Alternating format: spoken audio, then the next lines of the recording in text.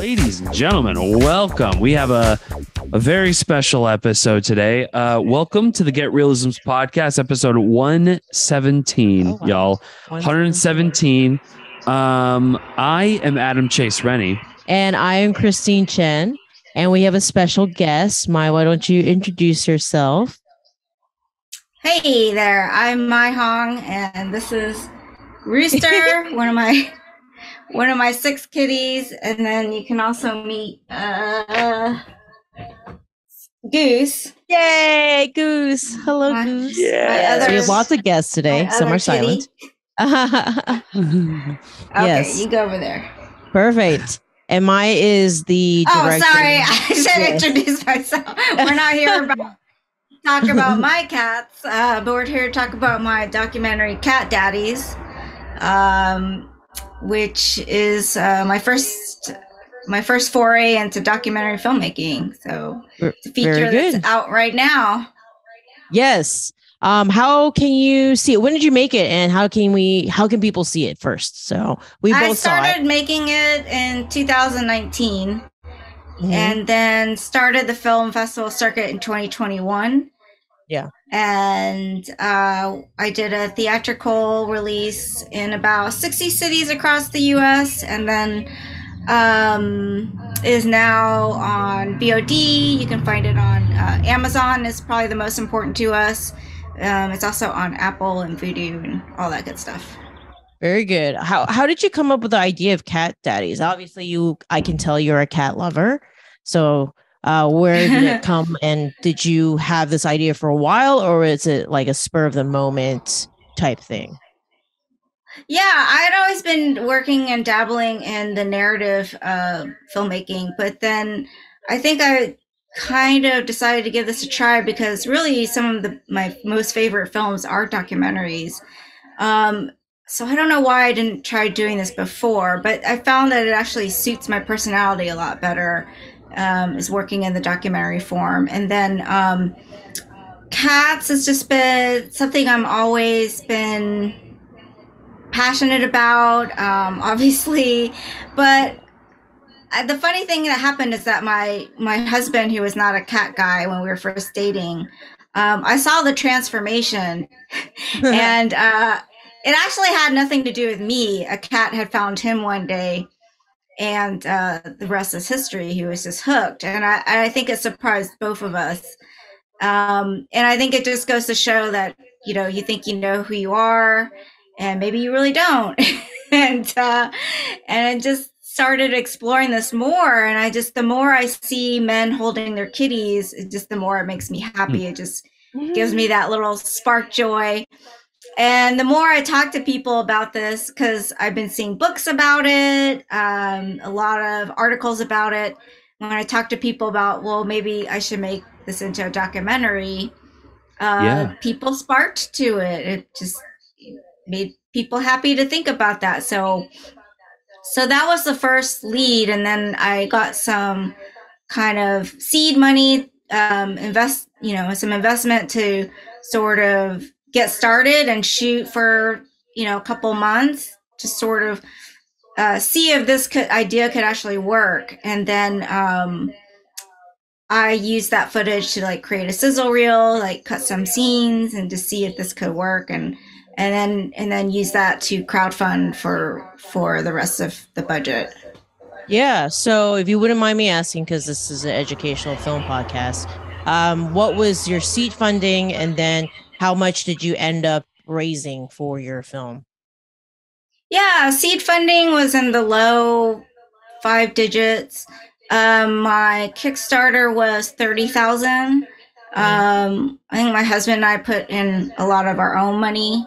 And then, the expenses just never ends, as you know, as you're making a movie. So, I mean, it's hard to sort of add up the whole cost of the movie, but it's definitely in the mid 5 digit range.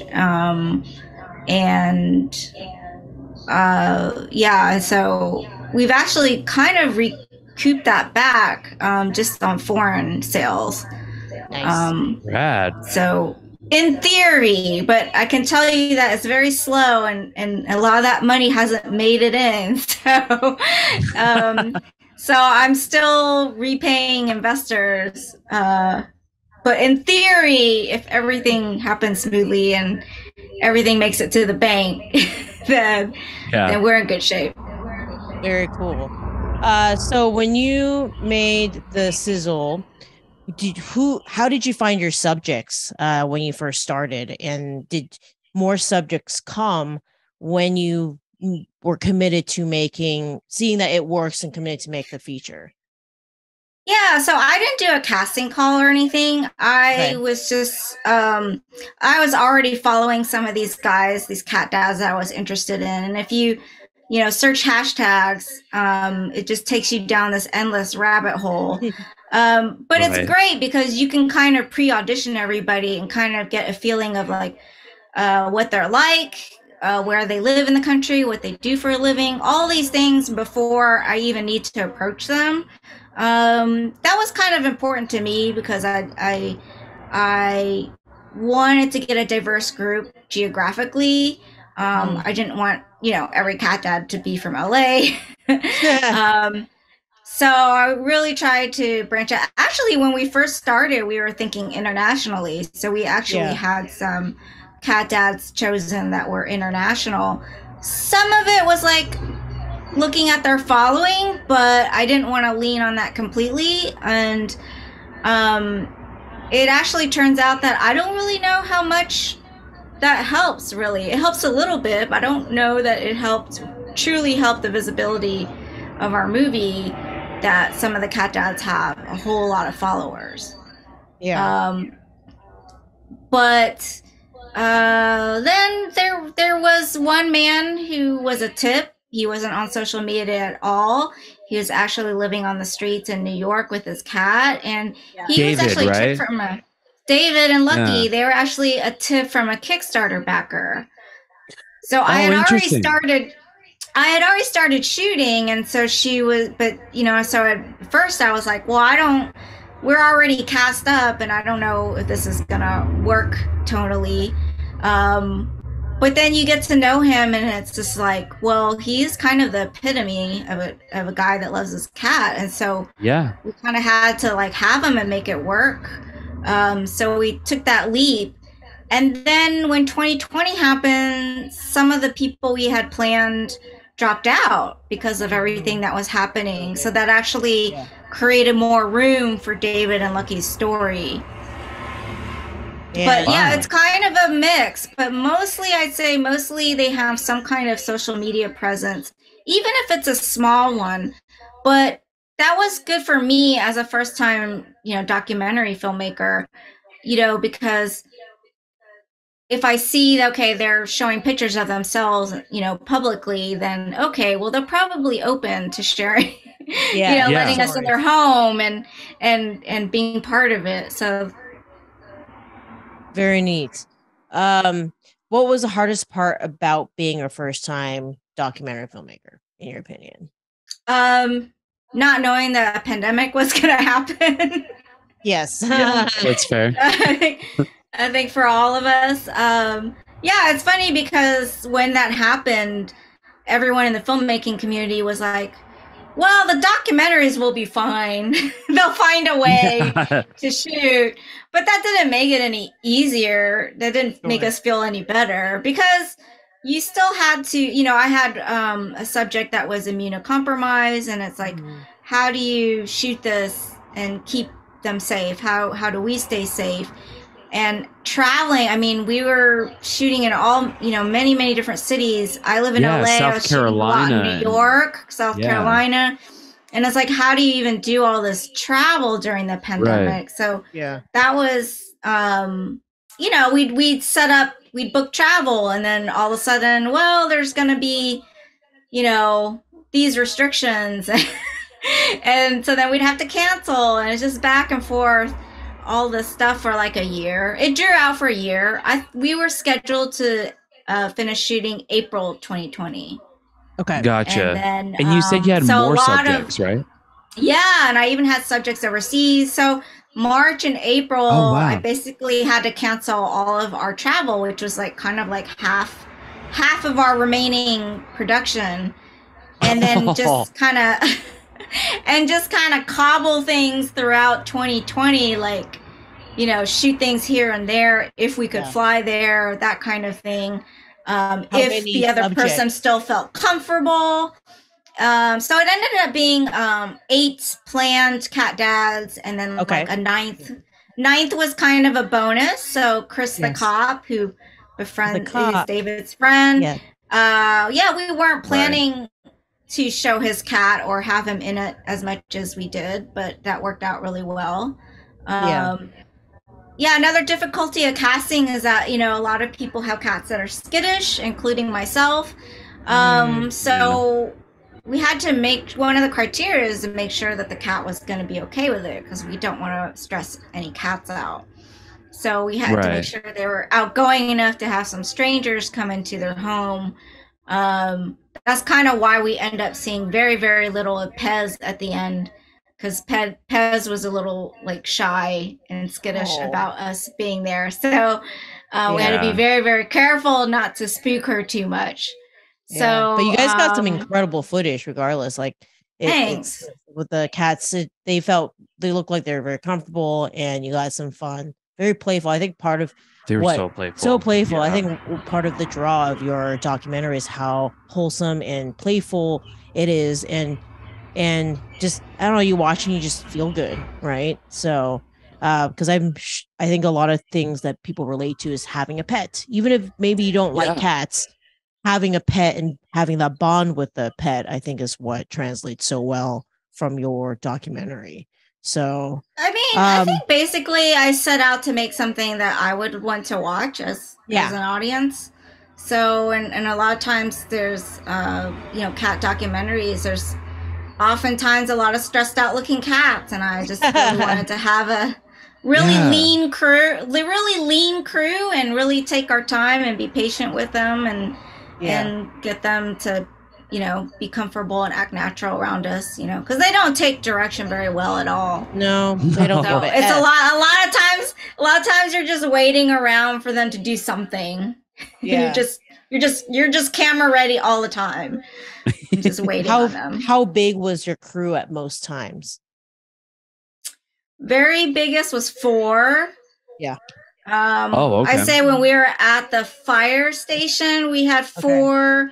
There's a lot of space to move around, but in most cases it was 2 to 3, because there's just like, we're shooting in a lot of like people's apartments, and like Nathan the cat lady has like 4 cats and a small apartment, so we're all like crammed in there together.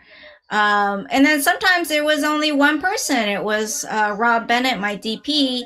He just had to one-man band it during the pandemic. When I was in LA, he was actually happened to be on the East Coast during most of the pandemic. So he could do a lot of follow-up in New York for us. I really would have preferred to be there, but I wasn't. So so when you see the scene in the hospital and things like that happened in the summer, David referenced him, the cameraman, right? Yeah. So it was just him, and that worked out mostly well, but it was hard on him. I mean, I don't recommend it, because like, especially during a pandemic, because you're thinking about your gear, recording sound, lighting. He's doing everything on top of that, you know, driving himself or taking getting from one place to another, and then thinking about safety all at the same time, and, you know, being masked. He had a face shield. He had to wear a hospital gown or something. I mean, so it was intense. So I wouldn't ask anyone to do that again, but at that time it was the only thing we could do. That's very interesting. When you had to not be available on site, did you virtually call in to try to direct, or was it like, here's some bullet point questions? Both. I had a list that we went over ahead of time, and then I had called in on the phone. FaceTime would have been too difficult. If I did FaceTime, it was just for a few minutes, just to say hi, but then we would just switch over to the phone, and I would ask the questions if we needed to get an interview. So that's kind of how that went. But yeah, I remember he had to go from the hospital in Manhattan up to upstate New York, and then also shoot in Brooklyn, and a lot of this in the same day. So it was a lot of moves for one person. Right. Yeah. Wow. Yeah. And I'm assuming you had this all scheduled out, and you'd say like, hey, we're shooting this day. This is what time we said we'd be at each location. And then these are the questions, and he just run and gun right with that. Yeah. Pretty much. Yeah. Which locations were you able to be a part of? I say everything. I mean, I was actually there for most in New York, but it was just that one trip in the summer we couldn't do. But I was definitely there for the rest of it. And working with such a small crew and being able to constantly test for COVID during that time just made it easier. I can't imagine trying to pull something off with more crew than that during that time. Yeah. Did you circulate different people, or was it always the same person and you just kind of allow? I was open to circulating different people, but Rob, the DP, was pretty much pushed everything aside to kind of be there for the whole thing. I think we had maybe once had a second unit camera, but with him there as well. So yeah, he really wanted to take ownership of that, and I think he just didn't. Yeah. Does he like cats? He loves them. He doesn't have any of his own. He travels quite a bit for his work, so it's kind of hard. So it was a great way for him to kind of have a pet. Yeah. But How not did really you find take care him? of one. Yeah. Yeah. I worked with Rob on another film, an indie feature narrative that I was a producer on. And he was the gaffer, and we were really impressed with his work and also his personality, and just sort of he just is very calm, and he never, and nothing phases him, and he's also up for adventure at any time. Yeah. So it's weird because I really took a lot of risk into this project, but kind of I didn't have a lot to lose because the budget was so low that in a way, it was perfect to take risk. And, he actually wanted to DP a feature. So this was a step up for him. And so, he totally jumped into it even more than, he was a better choice than I even thought at the time, because as you're in it, you realize, wow, this is the perfect person, because he is very patient and he makes the cats comfortable, and he just has that energy. Cats pick up on the kind of energy that people have, right? And if you don't have that cat person energy, sometimes they pick up on that right away. Luckily, Rob he was like a cat whisperer. He had the right energy. I have to say that was probably half the trick. And then on top of that, all these things, these schedule changes, just all these things, it's just none of it fazed him. He remained really calm. And that's really important in indie filmmaking. Definitely. Someone be chill and roll with the punches and have a positive attitude. So thank God. So both of you guys started off first in narratives and then moved over to docs. Yes. Okay. Great. Yes. And I'm sure he had dabbled in some small doc projects, but definitely not DP a doc feature. Okay. Where he was on the project for a year. Yeah. Our trajectory we're polar opposite. So I started in docs, and then I narratives, and now I've been narratives, and I am working on a little doc, but I've been I started off in docs and then went to narrative. So it's interesting that you started off in narratives and then have jumped and found your place in docs. Have you thought about your next doc project that you are? Will they be Cat Daddies 2 or the follow up? Yeah, the follow up. Or a lot of people are asking for it, so we'll see. Especially with David's story. David's story was heartbreaking. Yeah, and the fact that his story has changed for the positive, actually.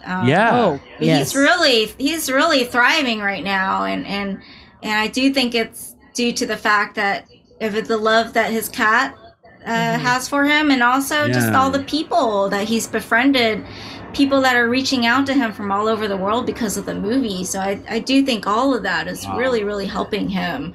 I would love to do a follow-up. I am doing I'm working on a bonus feature for the DVD where it's called Where Are They Meow? So I am doing a little follow-up, so just kind of catching everyone up on what the cat dads are up to right now in 2023. So I have a lot to share, and then beyond that, if I do some kind of sequel, I would love to find new cat dads, and I'd love to maybe do some originally it was an international idea, so I would still love to do like Cat Daddies UK or Cat Daddies Japan or something like that. Like changing into a series, maybe like with I don't know. That would be fun. That would be pretty cool. Yeah. I'm actually pitching a new project. It's a new feature. So we'll see how that goes, but it's not Cat Daddies, but it's more of like cat rescue related. So fun. I'm excited about that. And the good thing I wanted to share was that it was because of Cat Daddies that I'm able to even have the opportunity to pitch this new project, because now I have a proof of concept. Now people can just simply go to Amazon, rent it, and see kind of like what my brand is, or what, kind of like what I'm interested in. And so that's really opened doors for me, just to have the opportunity to pitch where I wouldn't have ever before. Right. Yeah. So that's a great thing about a first, getting your first feature out there. Very cool. I guess I wanted to pivot to the distribution aspect of it. How did you end up with a distributor, or did you self-distribute? Yeah, so I do have a North American distributor they're called Brainstorm Media.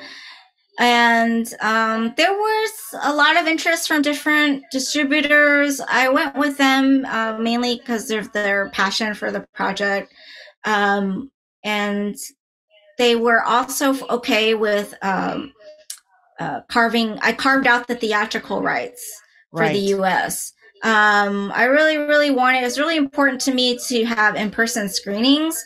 Yes. That was always the case before the pandemic. We really wanted theatrical, and even more so after we finished the film, because there's nothing more powerful than to see it with an audience. And also we thought that helps David's situation. And it was such a dream of mine to have screenings in theaters with the cat dads there. First of all, because it's a lot of fun, but also, there's something really powerful about our New York, having our in-person New York screenings and having David there, because he is unable to travel, and it's just so, I think it's been helpful. We really wanted to help him and really all the cat dads, because, they also have their own causes as well. So in person, there's just nothing that matches it. Right. Yeah. And hearing people laugh, hearing people ooh, ah, when they see the cats, and really seeing the cats larger than life. Like, we wouldn't have shot in 4K in scope and all these things if we were just going straight to, streaming. Yeah. So that it just was for this project, that wasn't the point. The point was to get people together and engage, especially the cat community. And we did a lot of fundraisers too through our in-person screenings, and get to see some of these cat rescues and organizations and nonprofits mingle with people, especially coming out of the pandemic, and just being able to come together like that was really important for us. When picking the subject, besides being a cat lover yourself, I'm interested as to whether the niche aspect of your film is why also, like whether you had marketing in mind already prior to starting the doc process and making it. I asked this because my film, as you've seen, Mermaids, was a very specific niche community with mermaid community, and that was definitely a part of like my pitch deck to investors. Part of the consideration for making that film was that. Did you start off thinking that way at all, or did it come definitely? Okay. Yeah, definitely. And what I always say is that the funny thing is that the strengths of my film is the cats, but also the weakness is the cats, right? Because diehard cat people will go see it, right? They'll do whatever to see it, but the people who are not, they don't get it at all. And a lot of that is the gatekeepers, right? And the people in distribution, and even the press, even like getting publicity is hard because it's like, okay, cats, so what? That's right. That's the weakness. Right. That's the weakness. It's like they'll never get it. They'll never get it. And so I think that's kind of why we've had such a lack of this kind of product. You know, we do have a lot of animal, wildlife, conservation, a lot of dog content, but surprisingly not as much cat, because I think a lot of people can get their funny cat video on YouTube or for free, right? Like it's easily there, free internet. But I'm the type of person that I don't like consuming it that way. Yeah, it's like, I'm on the train, I'll look at a silly cat video, whatever. But, you know, I'm a cinephile. I go out to the movies and I want to, see it without distraction. So for me, like, this is what I wanted to make. But it is kind of it's kind of a challenge to get attention, either from the press, either from these gatekeepers, because they don't see the value. They don't see the attraction. They don't see the value. Yeah. But I also knew at least cats are an attraction overseas. So I think this could sell outside of the US, so I don't have to completely depend on the US. There's so many things I've been involved with in the past that had no value overseas. If you don't have a star in your movie, it almost has no value overseas. So how do you get interest internationally? Well, cats are kind of universal. They're kind of universally loved. You know, and there's certain countries that are especially crazy about cats. So I figured that this has some value. So I did work with an international sales agent for the first time. We had never done this before. They felt really good about it. Honestly, there's a lot of trepidation as kind of emerging filmmaker and working with these reps. You know, and you hear the horror stories and you're trying to form this new relationship and trust and all these things, and there's always empty promises in this business. You know all about that. But I had to take the leap because really, like, there's no other way that there's so many things I can do, right? I can plan a tour for this film. I can promote screenings and get people to come out. But as far as international sales go, I'm completely lost. I need help. So luckily, MPX, which is based here in LA, took a very keen interest early on during the film festival circuit when no one else was looking at it or would look at it.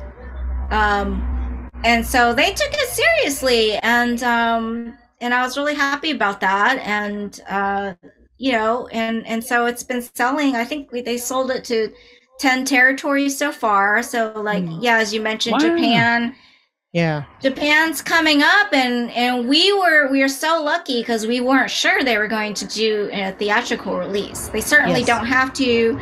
It's certainly rare for a documentary to get theatrical release internationally. But they're opening it in 3 cities in Tokyo first, and then if it goes well, they'll expand it. And it makes sense in Tokyo too, with all the cat cafes. Yeah.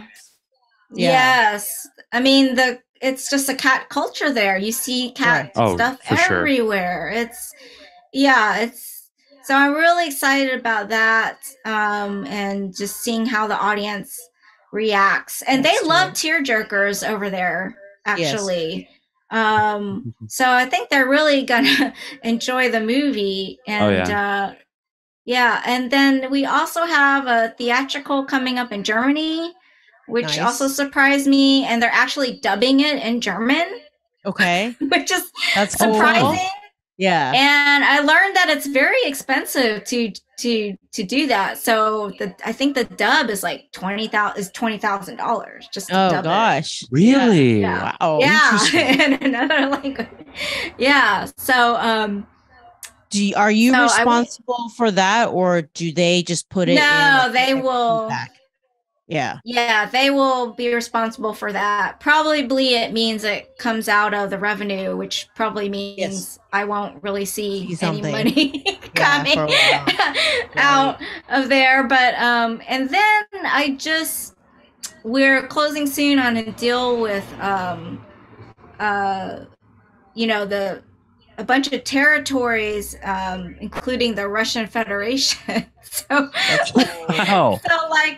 it includes Ukraine, Uzbekistan, and Georgia. Yeah, and it was really important to me. I'm surprised, first of all, that they even want to take the movie, but they want to show it theatrically. And David in the movie is also from the country of Georgia, so I'm really excited about it finding an audience there. So for the international sales agent, or is this a sales agent that deals with international territories? How did you find that person or a link to that? Was it through a film festival? Was that through? They reached out to me. Yeah. Okay. Because of film festival, particularly Tallgrass, they saw it in the lineup. Okay. I think they're probably looking at a lot of film festivals. But the great thing about Tallgrass, which is in Wichita, Kansas, is that they're known to be stubbornly independent. They almost only show films that don't have distribution. So in other words, they're not going to show those movies that are going to be on Netflix like 2 weeks later. You know what I'm talking about. Yes. There's a lot of that, right? Yeah. There's a lot of that, yes. So like we're talking about truly independent films. That's what they champion. And so I think it's a perfect lineup for sales agents to be kind of scanning, because they already know that, this isn't picked up yet. Whereas you go to a bigger festival, like Tribeca's going on right now, for instance. I mean, I'm sure most of their slate, I mean, a lot of it's probably already picked up by distributor or in talks with someone already, just because it got into Tribeca. Right. So it was interesting that came out of Tallgrass, and then we just been talking. It was a slower, it wasn't an instant yes. It was a slow building, I think, relationship, and just seeing what they're about. And because they're also kind of new kids on the block. The company is new. The players are old. Like they've been around in other, agencies. But the company itself is new, so you don't have that many people to ask, for references from. Sure. It's definitely a leap of faith. For sure. But the most important thing to me in distribution is like, a lot of times people are like, well, why do you pick this instead of another? And it's never the highest dollar sign. It's always, for me, like their communication. And whether they respond in a timely manner or not, and how they respond, and do they sound, do they sound like I'm bothering them? Or like, would they respond like, how are they responding to me? Am I bothering them? Because this is a long, this is a relationship that's going to last for years. It's like getting married, right? I mean, like, do you want to, yeah. So like, who do you want to be in a marriage with? And at any given point, right? They can just go running, right? They could ghost you. Like, you don't know. Like, it's so much like that. So you take this leap of faith and hope everything turns out right. And you ask around. I mean, I definitely asked around. Yeah. Try to see if there are any like red flags.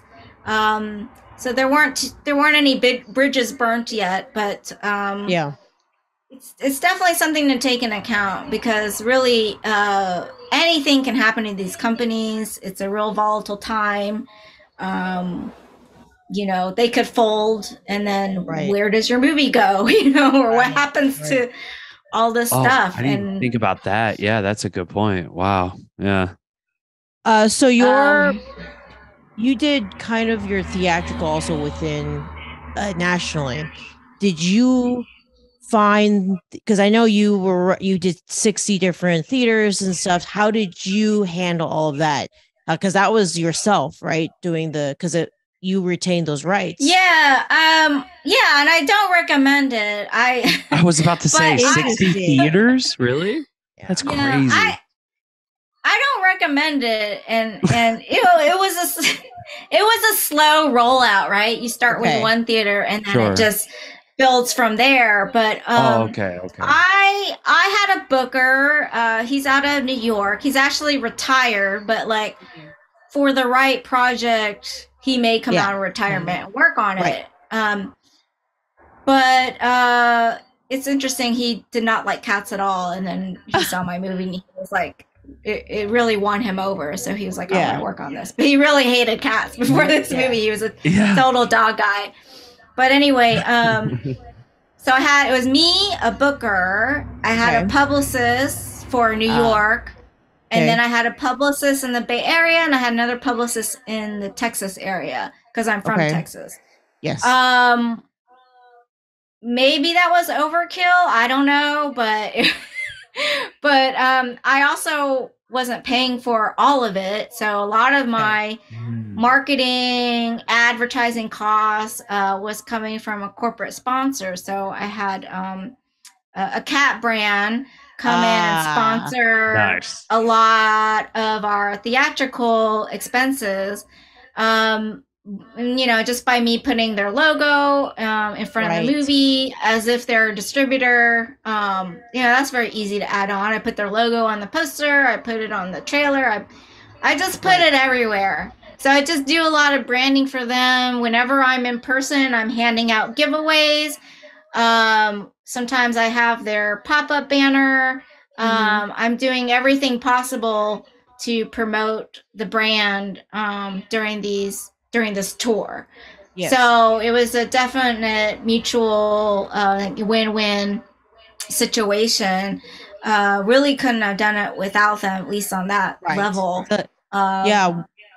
It's a lot of resources. So I want to know why you wouldn't recommend it. I went through the same process, so I totally get it.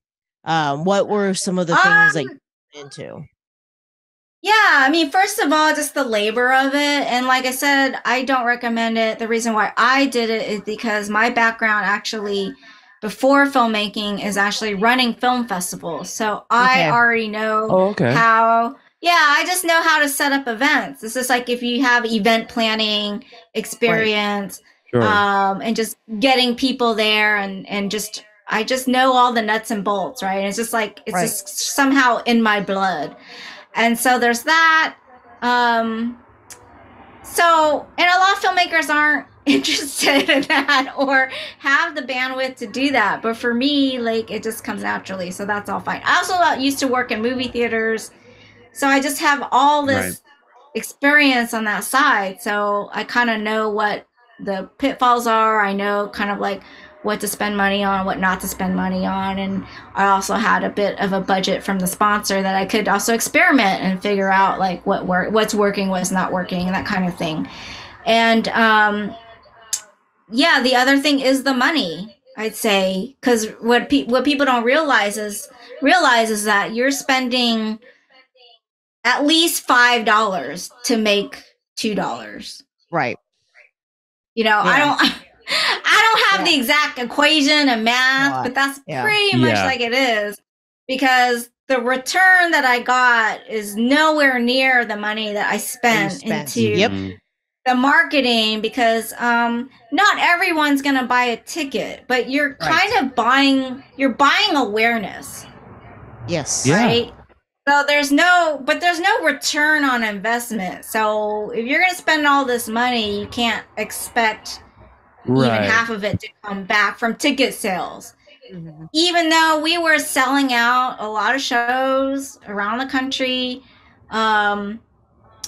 you know, it's sadly, it's just expensive. It's just you know, you're not a studio and you don't have stars in your movie. Right. And you're just doing this by yourself pretty much. And you're relying on social media. I really relied on social media and the fans to just sort of like get the word out, because there's just no other way. Either that, or there was like direct advertising on social media, but that's still not enough, because there's a lot of cat ladies not on the internet. Right? So like, how do you reach them? Right. And then getting a publicist or advertising. What are you going to do? Advertise in a newspaper that nobody is picking up anymore? And, you know, spend money on publicity when, you know, there aren't any more writers or film critics anymore. Like, so it's a whole new frontier, right? So that's also another reason why I don't recommend it. And also, like, if you're planning to do this yourself, it's going to be a whole new ball game in 1 to 2 years. So all of my advice could change. So you have to keep that in mind. So you just kind of have to like figure things out as you go. Yeah. But you don't feel like, having done this trajectory for marketing, that it is going to, in a long run, affect yours? Like, would you have been able to, for example, get the Japan theatrical without you having done your own theatrical nationally? Yeah, none of it actually correlates. It's not like having a theatrical here helped in any way. I mean, it was good. Yeah, I don't think it's like related. I don't think at all. Right. The one good thing is that because I've done all this theatrical stuff here, I have the materials and everything that they need. You know, like the blueprint is there, and they just, you know, they take the trailer or they take the key art that I already made, and they can run with it, or they can do their own key art, like whatever. But I have so much. I have to say, I have so much key art. Starting from the film festival, you know, I had a different poster design, and then theatrical, we used a different designer, and, you know, so I have all kinds of different designs, and then every country can like pick and choose, like, what do they want to use, you know? So like, it is helpful, I think, maybe like that they have all this material to succeed. Right. And, but it's funny. I don't know yet. It's too early to tell.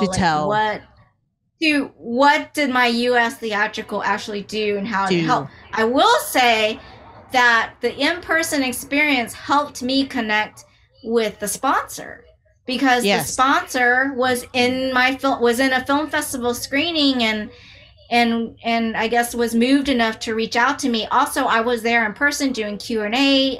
She didn't come up to me at that time, but I'm sure that me being there and you know, somehow helped her remember me, or felt like she could approach me or reach out, or something about me being there helped us connect later. Sure.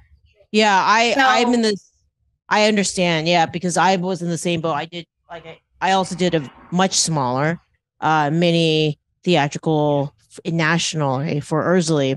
I honestly feel like I would recommend it from a marketing standpoint, but I wouldn't recommend it if you have zero interest or have resources to do it, because it, like you said, it is extremely time consuming and extremely resource consuming and manpower consuming, because I'm sure you were pretty burnt out or after your first round of, theatrical stuff in it nationally. I was so burnt out from mine, and a lot of it was because I was doing it myself. And some of my past podcasts, I would joke that I have become an event planner and a photo booth like runner and a publicist and a social media manager and basically everything. So from that standpoint, if you're not a filmmaker that has that kind of background or have the resources to hire somebody to help you with that, yes, I would not recommend. However, for me, I think, and I'm hearing this from you, is that especially with niche communities, I think these kinds of communities do appreciate the in-person interaction. One of the biggest successful events that I did was going to this mermaid convention called the California Mermaid Con. I knew 0 people in Sacramento, 0. But because of that one event, mermaids from that community started to care about the film, because they're like, oh, this event that I care about is not I wouldn't say sponsoring, but like is having that film, is talking about that film, and they care enough about us to come there in person that I should care about the film. So I feel like that's where you might see it in the long run. The problem is it's so hard to tell right now. It's so hard. It's not like, oh, we did this like theatrical screening. Suddenly we have $50,000 coming in from our VOD sales. It doesn't work that way at all. You may see it like 10 years later. That's the issue. But I honestly believe that it's going to do something. It was better to do it than not. However, it's because you have experience with events and film festivals and everything to do it. It's very difficult to do successfully. And I mean, watching the social media, the marketing of following that, I'm like, oh, like you've had some great traction. It was exhausting. I don't regret it doing it. And I do hope I can tell that when I do approach MERS within the community by mentioning that we went to or were part of these conventions, or I felt like they immediately saw me as part of the community and not some outsider trying to like just take advantage of their livelihood and their lifestyle. You know what I'm saying? So I feel like that you being clearly a cat lover yourself and took the time to go meet and greet and everything, it will translate on a longer term aspect. It's just right now it's like impossible to measure. And I think that's the hardest part about for marketing and distribution, everything in the film industry, is because it's a lot of these results it's not like if A then B, and it sometimes varies so much. Yeah. And there's no like, oh, typically in 3 years, this is what's going to happen. Or like, that's why cult films happen, like, oh, 10 years later, shit, like suddenly this one film has a resurgence because this happened or this happened and this perfect storm happened, So I don't know. I'm excited for your Japan tour, because I know the Japanese culture loves cats with all the cat cafes and stuff. And I just feel like it's only going to snowball into, hopefully greater results down the line. It is difficult to see it, and especially if you're coming off of it right now or starting again. I say this because I'm thinking about doing the same thing I did nationally, but figuring out how to do it internationally as well, but from a smaller scale. And now I know I need people and whatnot, but I just think that there is some value for sure that we just can't see from a financial economic standpoint right this second.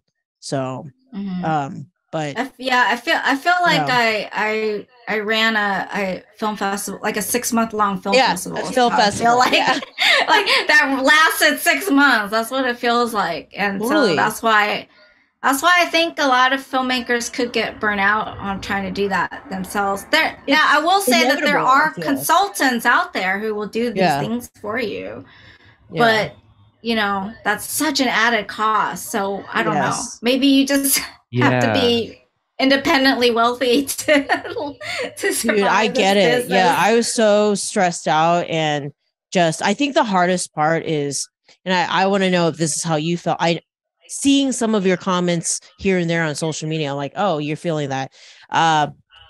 Is like you're never super able to enjoy the event at hand because you're so busy worrying about the 5 other events that you have later and creating content in that moment to market those 5 events later, that you're never really able to be in that moment, taking it all in. Maybe like when I came off the tour, it took a while for me to get back and like reflect and be like, oh shit, like these events were cool.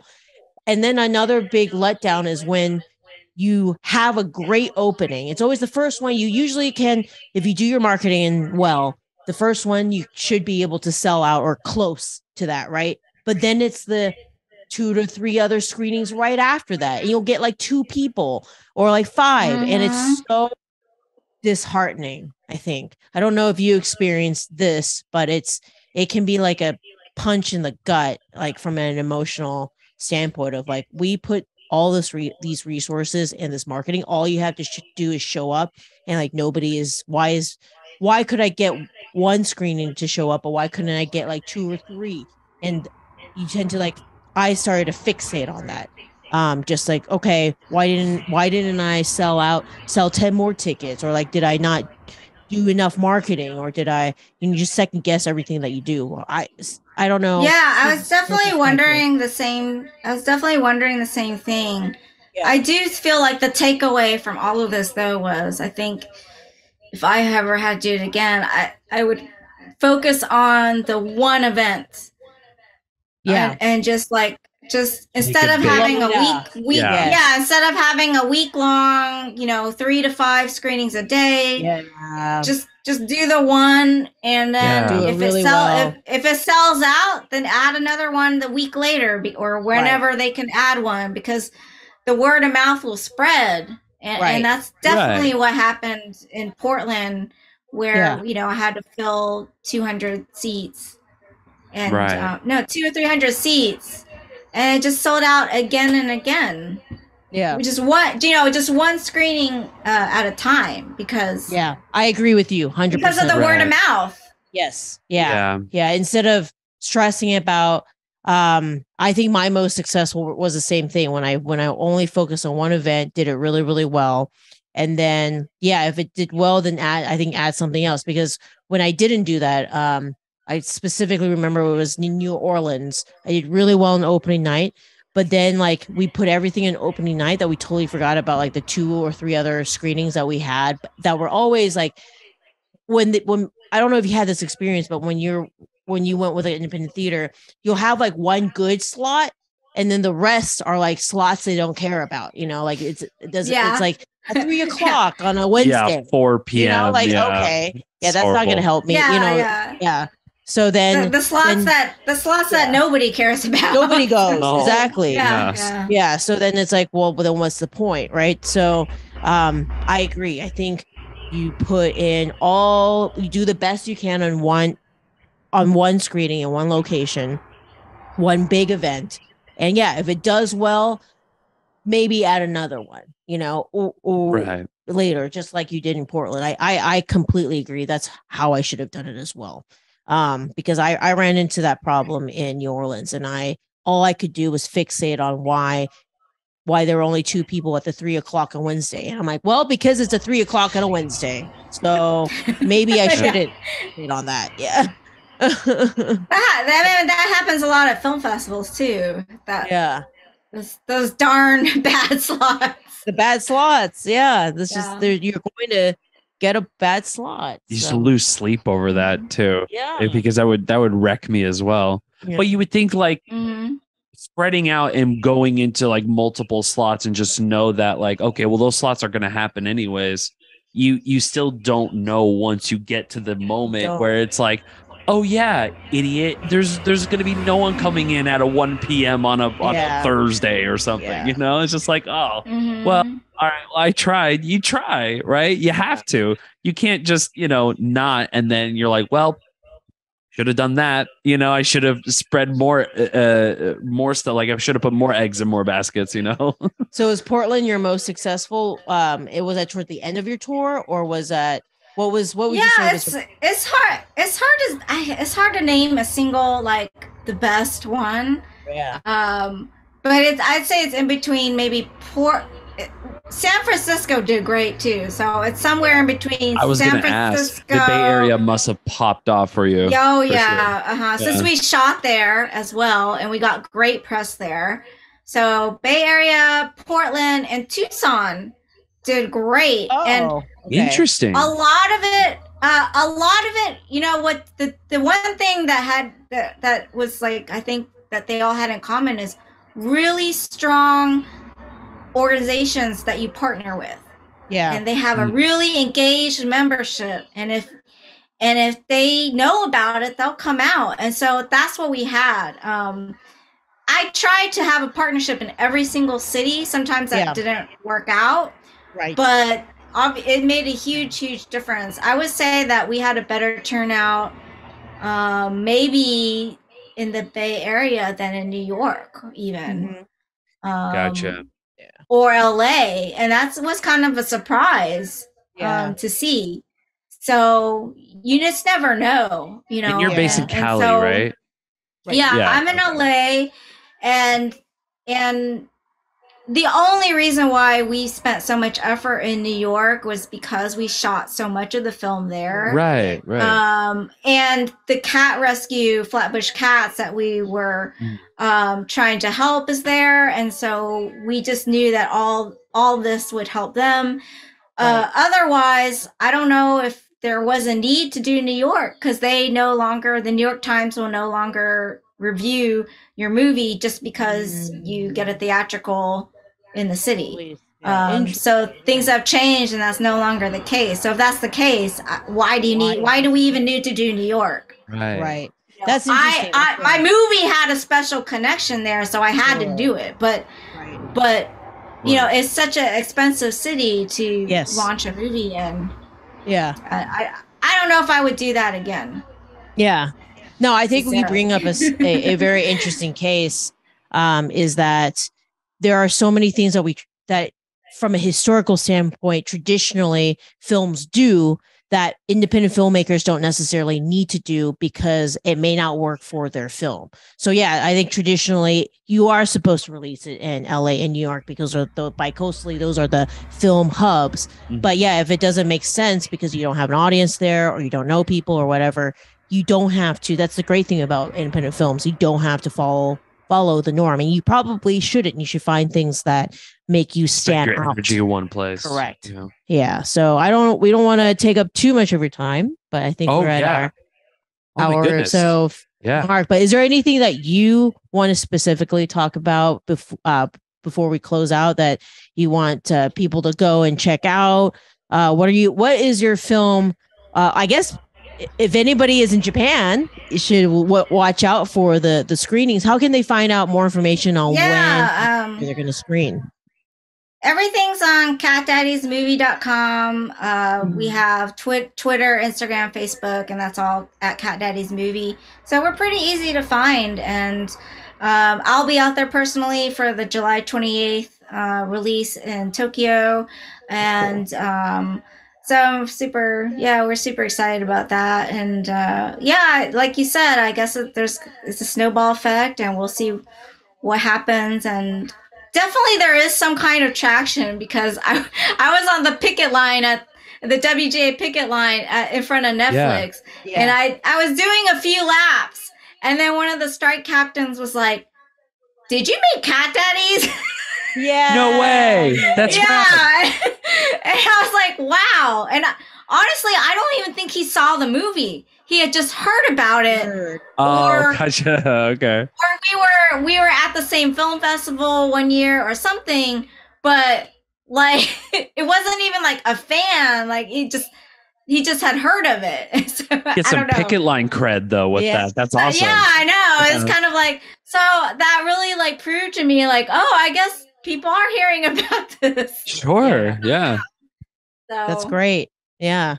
No, I think it's just going to be a snowball effect, and it's just going to grow. And however, for those people who are out there wondering like, how can we help, filmmakers, independent films, is just showing up or telling people about it. Literally tell everybody, because we aren't studios. We can't just buy out theaters and give out ticket screenings for free and all that stuff. We rely heavily on word of mouth. And so, I go to check out.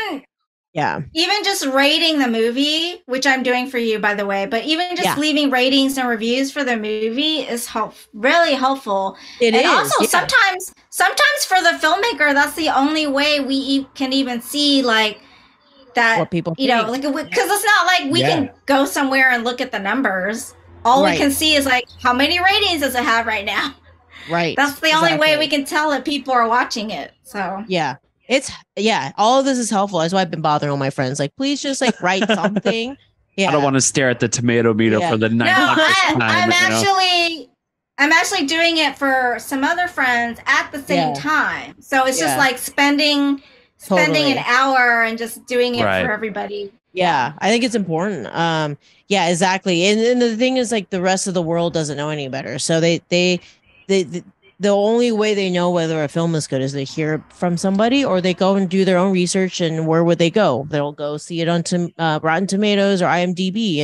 And unfortunately, there's also lots of trolls out there. So if you get trolled, and don't always believe the reviews straight on as well. Do your research, go look at interviews, go ask your friends, all that stuff. But the best way, to help a filmmaker, and it's free, is when you really enjoy a film, and you will really enjoy Cat Daddies. Both of us have watched it. It's fantastic. It's wonderful. It's telling people about it to go and watch it. That is what will create snowball effect that we really, really, really need to keep doing what we love to do. So yes. And that's why we have Get Realisms. Yeah. So exactly. Yeah. So that's it, I think. And that's that's a good segue. Good ending to it all. Thank you so much for being on the podcast, by the way. We appreciate it, and talking about Cat Daddies, which again is a wonderful movie. It's awesome. We have the link for every. Yeah, of course. We have the link on our Instagram and our Facebook. So please, everyone, Cat Daddies Movies. Cat Daddies Movies, and enjoy it, stream it, talk about it, everything. Yes, and if you're Japan, go to Tokyo to watch the opening. It was July 27th. Is that what you said? 28th. 28th. July 28th. July 28th. Everybody in Tokyo. I'm just gonna camp out at the theater all weekend and yay. I get it. Yeah. Yes. So. Well, thank you. Yeah, thank you for your time and for your insight on the whole distribution aspect of it all. So, which is really frustrating. So, without further ado, ladies and gentlemen, Get Realisms podcast isn't a Get Realisms podcast without talking about the book here, ladies and gentlemen. GetRealisms.com. Pick it up today. We love you. And that's about it. That's it, guys. That's it. Thank you, Facebook. Thank you, Instagram. We love you. And tune in. I was gonna say next week. Next time. If we're not working. So thank you again, everyone. We appreciate you. And we'll see you next time. Peace out.